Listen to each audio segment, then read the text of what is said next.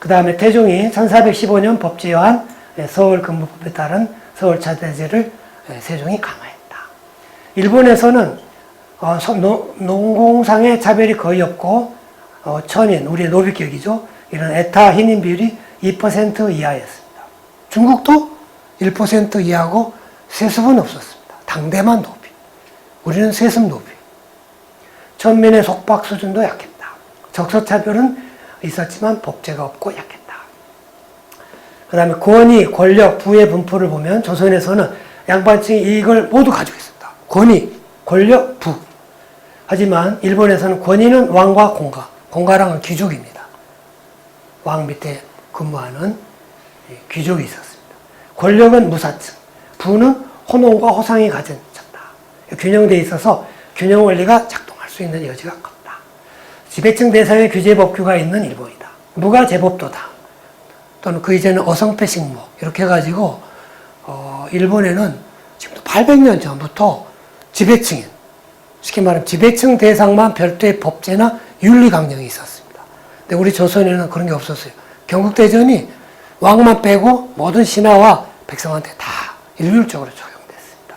일본에는 지배층인 무사들은 일반 서민들과 다르게 민형사 법제도 적용되지만 윤리강령이라는 게 있습니다. 그게 없는 조선. 관원 전부가 무사인 일본은 다수가 노비인 조선보다 구별되는 거죠. 당연히 무사들이 말단 관원까지가 다 일본은 사무라예요. 그러니까 부패가 아무래도 적었겠죠. 그 다음에 개혁도 약했다. 우리가 세종을 훌륭한 임금으로 치지만 세종 때 무슨 개혁이 있을까? 뭐 세종이 여론조사를 했다. 세법을 고쳐보려고. 하지만 그때 약간 고친 게 크게 농업 생산량을 높이고 농민들의 세부담을 줄여준 것도 없어요. 제가 볼 때는 개혁이란 개혁도 아니에요. 결국 세종 때도 제대로 된 개혁을 못했다. 조선왕조 500년 때 우리가 알고 있는 이른바 대동법, 균형법 개혁은 1700년대에 가서 나옵니다만 그것도 그 비슷한 시기에 일본의 도쿠가와 막부에서 이뤘던 계획에 비하면 그 정도가 굉장히 약해요. 이 소 내용을 읽어보겠습니다. 난세를 계승하면 그 폐단을 개혁해서 지세를 이룩하고 중국의 진서사는 변통해야 할 때 변통하는 것이 선조의 뜻과 사업하는 길이다.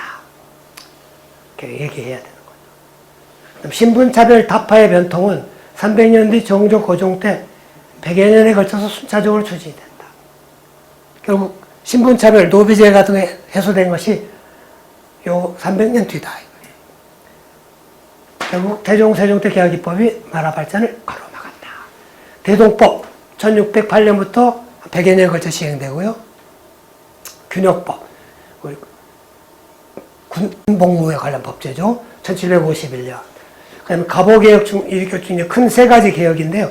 그중에 갑오개혁이 가장 근본적인 개혁이라고 할 수 있는데 이건 일본이 강제해서 이루어진 타율적인 법제라 크게 의의가 떨어진다. 일본에서는 도요토미 히데요시 개혁, 도쿠가와 막부의 6차례 개혁 등 얼굴이 보이는 개혁과 의한 강한 정책 드라이브가 있었다. 개혁 추진 시 조선에서는 텃세 중하급 관원과 철세 수령 감사에 이해가 맞아떨어져 징세 부조리 등 개혁 성과가 미흡했다. 재정기반영. 일본은 분권 정치잖아요. 영주하고 가신들이 거기서 삽니다.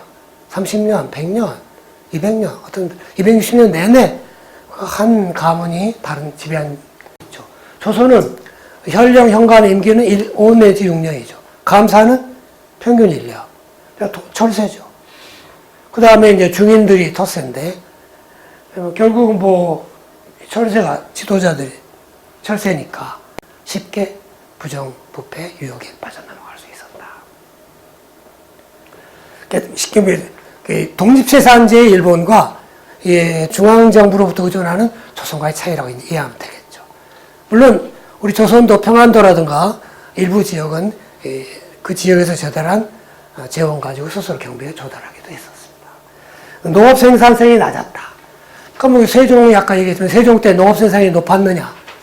없어요. 농업 생산성을 높이려면 당시에는 농로를 개설하고 물레방아를 도입하고 수레를 많이 쓰는 건데 훗날 1800년대, 1700년대 후반에 종조가 어존에서 탄식합니다. 우리나라에는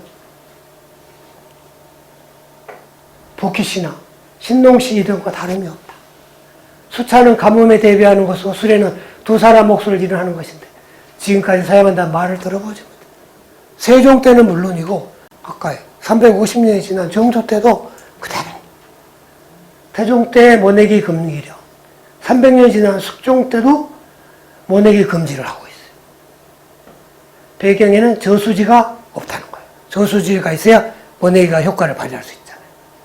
그런데 우리 교과서에는 우리가 배운 건 어떻습니까?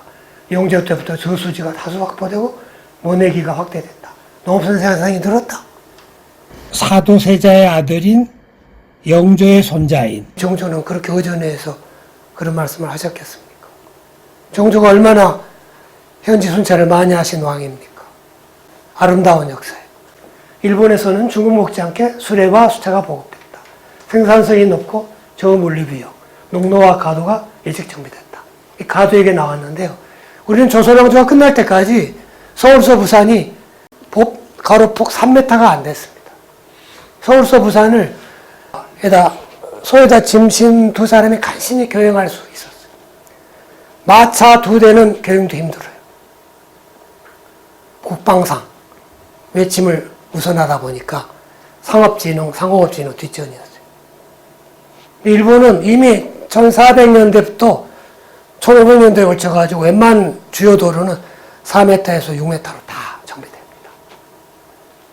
상공업진흥 우선했던 거죠.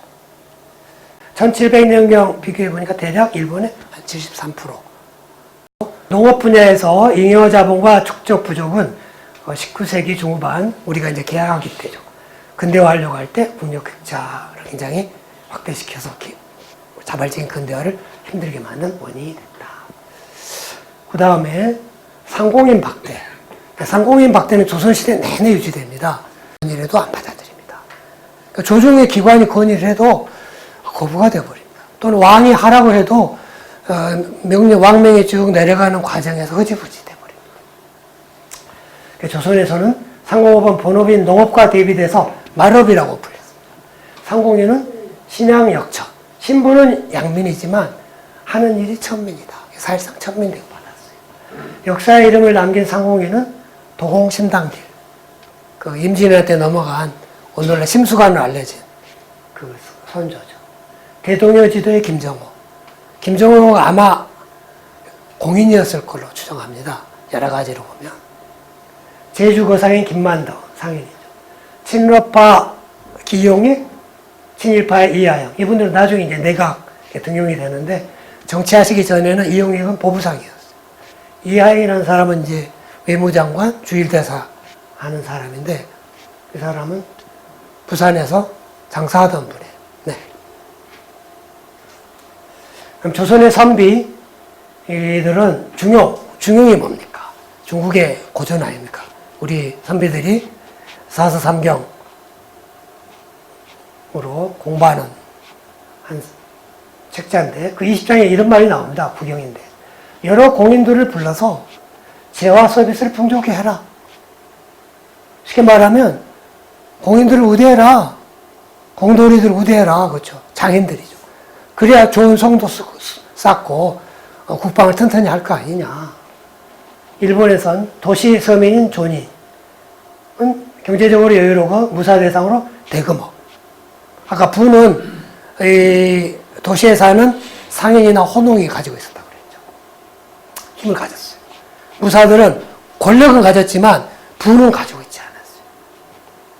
근대화의 주력으로 동문화 보존과 발전에 있는 사람들 오히려 상인과 농민들입니다.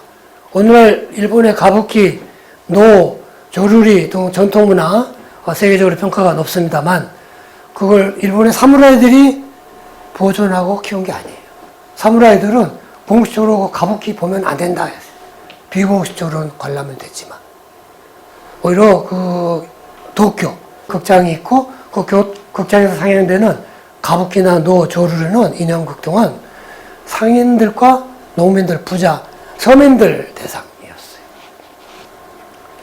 그다음 상공인으로 미쓰이 재벌, 미쓰이 다카토시, 기노쿠니야 이런 사람들 지금도 뭐 기노쿠니와랑 미쓰이는 일본의 뭐 재벌계 기업이나 상당히 큰 기업으로 남아있어요. 역사들이 뭐 300년, 400년 될 리언. 그다음 우리나라 임진전시 때 쳐들어온 이 도요토미 히데요시의 선봉 장군이 소서행장, 우리가 알고 있는 고니시 요키나가. 이 사람도 20대 전반까지는 우리 조선을 상대로 인삼 장사하던 사람이었어요. 나중에 발탁이 돼서 사무라이가 됐죠. 센노리큐, 그다음 히데요시 이와 오다 노부나가의 다도 스승인데 이 사람은 50대까지 사카이라는 오사카 주변의 도시에서 장사치였습니다. 창고바다. 이노 타다다카, 김정호보다 한 5, 60년 앞서서 일본의 큰 일본 전도를 지어서 평가가 높은 측량가인데요.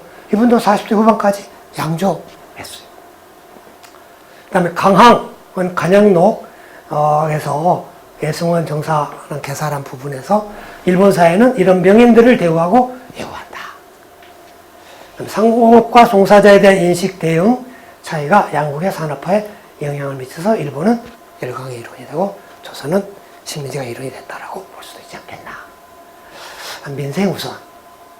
사실 우리가 보면 상공인이 우대받지 못하고 그 다음에 농업이 상대적으로 생산성이 높아지지 못하고 또 상대적으로 전민이 많고 뭐 이런 정황을 생각하면 민생이 좋았을 것 같지는 않습니다. 조선의 지배층들은 입을 열고 붓을 잡았다 하면 백성을 위하고 살리자고 했습니다. 실록에는 못마다하여 민생을 안정시키다는 말이 그런 표현과 유사 표현이 많습니다. 현실에서는 양반층의 기득권층과 그 주변을 돕고 편하게 하지 않았나. 이 예소를 보면 말단적인 것을 바로잡으려 하고 근본적인 것을 헤아리지 않는다. 그 사람 덕분에 혜택이 백성에 가지 미치게 됐다는 말 들어보지 못했다. 그 유사한 내용이 1800년대에도 나오고 개혁을 통한 민생 개선이 더뎌서 결국 서민문화 장단은 힘들지 않았나. 근데 일본을 보면 큰 방향에서 상공업 발전과 민생의 안전을 개선을 추구를 했다. 그 결과 지역 수도인 성화마을 중심으로 서민문화가 발달하고 조린 증수에 촉발돼서 가부키, 조르리, 라쿠고라는 것은 혼자 하는 만담입니다. 사레본, 닌조본 같은 소설, 풍속소설, 우큐에 같은 풍속화, 전통공예 이런 분야 다양한 인재와 작품이 나왔다. 일본에서는 그 도시 서민층인 조니층이 전 인구의 10% 정도로 서민 문화를 만개하는데 큰 배경이 됐다. 계하기 서구인들은 발달한 출판 문화, 높은 식자율에 놀라고 전통 문화 공유에 대한 평가가 높았다. 이 식자율인데 아까 일본은 우리보다 후민정보다 500년 전 가나라 문자가 있었다고 그랬잖아요. 그 가나 해독률이 상당히 높았던 것 같아요. 그래서 에도 시대를 쭉 돌아서 한자와 가나를 혼용한 그런 소설, 이렇게 이런 것들이 유행해서 많이 이제 책도 출판해서 서민들이 읽었는데, 우리 한글은 후민정의 훌륭한 세종대가 업적이신데, 안타깝게도 조선시대 내내 후민정을 안 사람이 전체 조선 인구의 10%가 안 돼요. 일제시대 때 한글 교육을 막 초등학교에서 가르쳤는데도 일제시대가 다 끝나고 나서 미군이 조사를 해봤더니 한글을 아는 사람이 100명 중에서 22명. 그러니까 초등학교 정도 나온 분만 한글을 아는데 일제시대 때까지도 일제 말기에 초등학교 진학률이 50%였거든요. 그러니까 우리 스스로 서당에서 한글 같은 걸 가르치는 하수당은 적었나 봐요.